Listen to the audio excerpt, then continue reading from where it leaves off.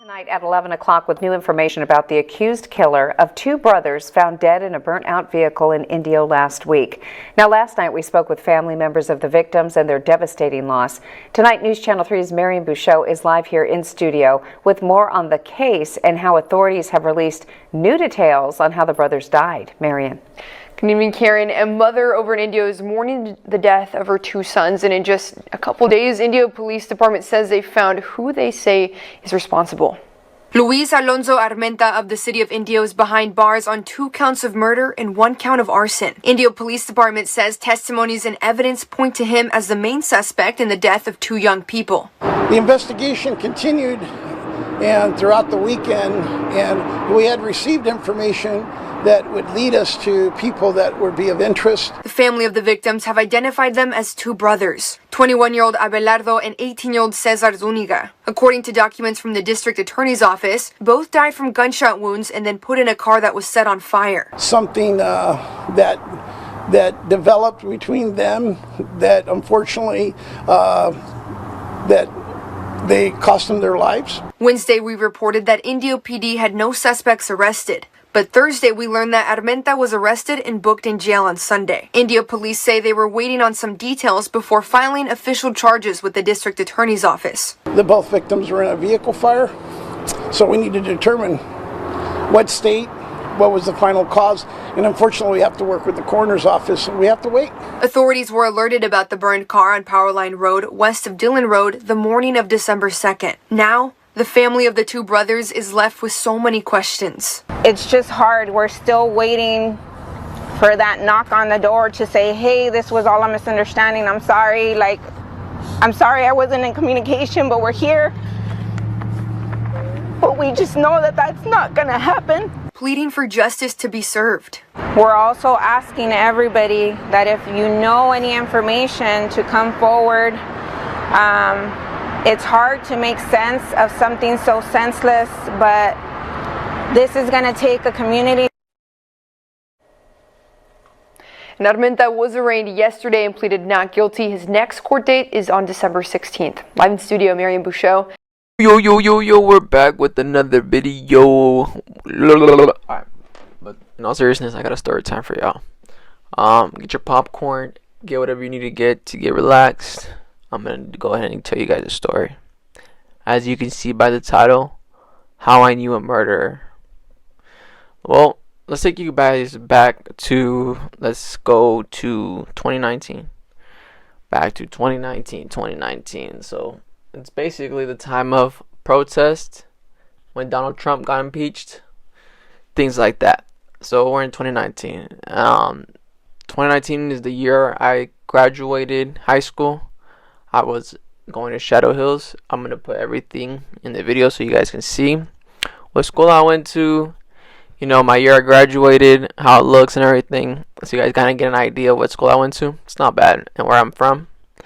But anyways, let's go to 2019. So 2019, I meet this guy. I don't know if I'm gonna say his name. Why not? Because you guys, I'm gonna put all our girls.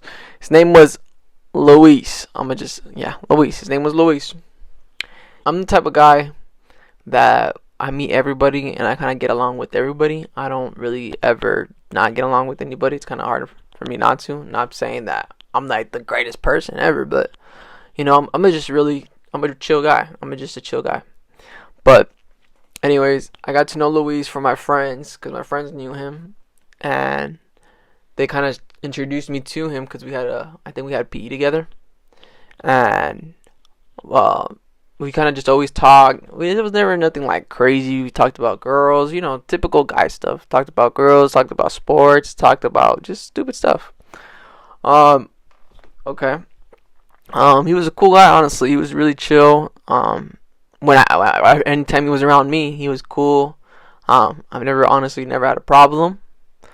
I remember one time he even one time when we were in class, like going to school, and I didn't bring a sweater because it was cold. I forgot to. I don't know why, but it was cold. I forgot to bring a sweater, and he had asked me. He was like, "You want my sweater?" And he literally took it off his back and gave it to me. I don't know why. He just said that he didn't want it no more, or something like that. So I was like, kind of it kind of always stuck by me as the type of person he was. Like, he was cool, I guess. I'm not saying like what he did is right, because I'm explaining what I'm gonna explain everything. But I'm just showing you from my perspective, from my point of view, because how do I say this? You don't really. People always say that you're gonna run across a couple murderers, rapists, people like that, and you never really gonna know. And this is one of those situations where I did, and I actually even knew him, which is crazy to me. I just didn't think this would happen or this would occur. All right, so he gave me a sweater. We know each other, and there was even a situation where there was one time, we're in the bathroom, and I'm not gonna lie, I was like a little vape head. I'm still a vape head. Don't get me wrong, but what's it called? I would vape in the restroom as anybody would, and the person that he's accused of, I guess you want to say, of the incident of murdering, they were there. He's the one that introduced me to them. His name was what's his name? Junior. I think it was Junior. I'm not sure, but I think it was JR. They would call him JR or something like that, Junior. And what's it called? Yeah, he's the one that introduced me to him. We were in the restroom. We were just smoking. The kid he was like, not a kid, but he was like a grade lower than me. He was like a junior, so he was the age of smoking. So don't get me wrong. And he had asked me, and I was like, yeah, why not? I'm not gonna say no. I'm not mean. And he was cool guy. He was funny. He was chill. I honestly, and then they would even call each other like cousins. He would be like, oh, that's my primo, or like, that's my cousin, and stuff like that. We know each other for like a while. He knows my family and stuff like that, which is crazy to me. So what ends up transpiring? All right.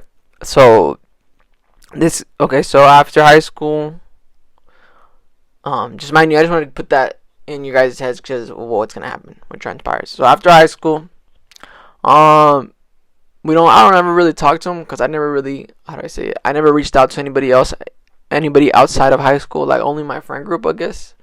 But I wouldn't even talk to them here and there just because, like, I just was doing my own thing, I just started doing my own thing. I started kind of like realizing certain things and stuff like that, and kind of like started to figure out who I am as a person. But anyways, yeah, so after high school, I remember he texted me like at, I want to say like at 12 at night, 1 in the morning, and he texted me, and he was like, hey, he's like, I seen you just got a car. He's like, come pick me up and let's hang out. And it was like 1 or 12 in the morning, and I'm like, me, I'm the type of guy that thinks everything is a setup, whether like it isn't or not. Like, I'm always thinking like you're setting me up, or something's gonna go down, or like you're trying to kill me. Like, I don't know why my mind always just thinks like someone's trying to set me up. I don't know. That's the type of person I am. That's how I always grew up. But I always just had to have like a third eye, just in case. But I was like, oh no, I'm good, bro. I'm straight. Like, I was like, I'm good. I appreciate you. Straight. Thank you though. I was like, he wanted to go kick it and chill and smoke. He was gonna pay for my gas, pay for the smoke, and I was like, nah, I'm straight. I'm good. I'm just gonna go to bed. It's too late. And then probably like 3 days later, this news article comes up. I'm gonna put it right here. And then the story comes up. Luis Alonso Armenta of the city of Indio is behind bars on 2 counts of murder and 1 count of arson. Indio Police Department says testimonies and evidence point to him as the main suspect in the death of 2 young people.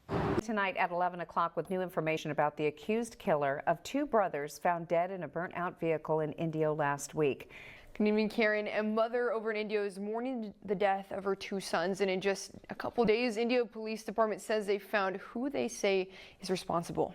Continued and throughout the weekend, and we had received information that would lead us to people that would be of interest. The family of the victims have identified them as 2 brothers, 21-year-old Abelardo and 18-year-old Cesar Zuniga. According to documents from the district attorney's office, both died from gunshot wounds and then put in a car that was set on fire. Something that developed between them that unfortunately that they cost them their lives. Wednesday, we reported that Indio PD had no suspects arrested. But Thursday, we learned that Armenta was arrested and booked in jail on Sunday. Indio police say they were waiting on some details before filing official charges with the district attorney's office. Both victims were in a vehicle fire, so we need to determine what state, what was the final cause, and unfortunately we have to work with the coroner's office and we have to wait.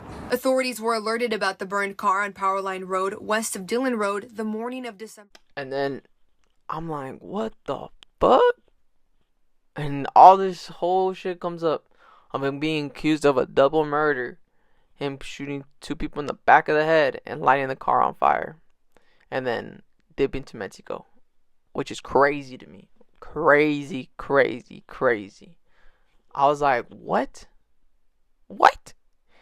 I was like, what the fuck? I'll put all the stories, articles right here. I remember, this is all accusations. This isn't proven yet. Just in case, you know. I don't want to get sued for defamation, done nothing like that. I'm just saying a story which I lived through, so you guys know, you know. In no way am I condoning what he did. No way am I trying to make a story to make him show like he's a good person. No, I'm just showing you guys what the story is, cause not a lot of how do I say it? YouTube videos have came out like this. So I just want to give you guys story time, and it's my story time. So yeah, and then the article comes out. I'm like, what the fuck? And then I hit up my friends, the people who knew him, or people that kind of knew him. They're like, yeah, the reason he turned himself in was because supposedly he didn't do it. So I don't know. I have no idea. Remember,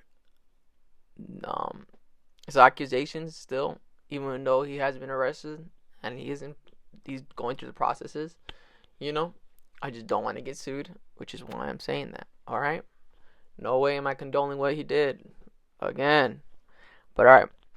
And yeah, I was like, what the fuck?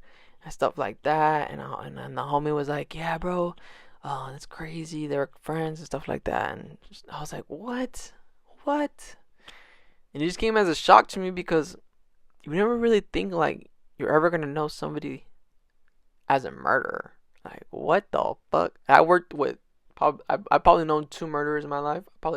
I've probably known more, because you never know. But the 2 that I really just know, like a case through case basis, you know. But this one I do know, and which is crazy to me. And he's still in jail. Put his thing right here. I won't put his whole thing, but you know, I'll put his thing. And it's crazy. Crazy. It all transpired after high school, literally right after, during the summer after high school, like this all transpired. And I was like, what the fuck? Bro, I'm not saying that could have been me, because God willing, but like, just the fact that he texted me like a couple of days before saying to hang out and stuff like that, I don't know. And I'm thankful that I have like a third instinct and always a third eye to keep always thinking like someone's setting me up, this is not gonna work, like, you know, I'm always prepared for the worst, in a sense. But yeah, that's kind of the story time I have right now, because the case is still ongoing. I will kind of explain the case a little bit of what I have right now. And yeah, I'm going to show you guys right now what's going on so far. 2 young brothers from Coachella. Alberto Sanguari, age 21, born July 7th, 2001. Cesar Sanguari, age 18, born February 28th, 2004. Were killed in a double homicide, according to their aunt, Erica Ramirez. Here's a little something what they said on their GoFundMe. They did everything together. They went to school together growing up. They hung out together. They went to the store together. They ate together. They were always around each other. And it was rare to see one and not the other. They had a very strong bond as brothers. Ramirez said, we all saw since they were little. They were truly best friends. The brothers were born and raised in Coachella Valley and attended the Coachella Valley High School. According to Ramirez, they survived by their parents and younger sister, Alberto's 2-year-old son. They were so young, it's upsetting that their life was cut short. We wish they were still here, Ramirez said, but we were proud of the mark they left behind. Something a little what they said on their GoFundMe. so there's not much really else on their upbringing. But I didn't really know him personally like CJ. I just do know that CJ was like he was proud of his Mexican roots. He really loved what's it called, Spanish music, and CJ did go to my high school, which was in Indio. I do remember that, like in Indio, yeah, in the Indio area. So that's how I kind of knew him. I didn't know his brother, so I only knew his little brother. And yeah, the recent update that I could find is Luis is due back in court in April, sometime in April. But other than that, I have not been able to find any more details about the case. So I'm pretty sure it's still an ongoing, an ongoing thing. There's still, it still has yet to be proceeded. So, and RIP to the brothers from Coachella, Alberto Zingari and Caesar's, better known as CJ, 18 and 21. Such a young age to lose your life in a double homicide. Their GoFundMes will be all on the bottom. And if I figure out anything else, I will keep you guys posted. And if you guys do like stories like this, I will give you guys more story times, because trust me when I tell you this, I have a lot of fucking funny stories. I'm only 23, but I've done a lot of stupid funny shit during those 23 years that is just so funny, bro. Like, you guys won't even believe the things I have done. It's just so funny. But it's funny and it's crazy. It's just life lessons, things to learn, for you guys to learn so you guys don't do it, and for you guys to pick up on it and kind of like, how do I say it? Learn through my lessons, But yeah, go ahead and like, comment, subscribe. Journey to 1 mil, grind 100K, Go ahead and like, comment, subscribe. Journey to 1 mil, grind 100K. Bye, have a great time.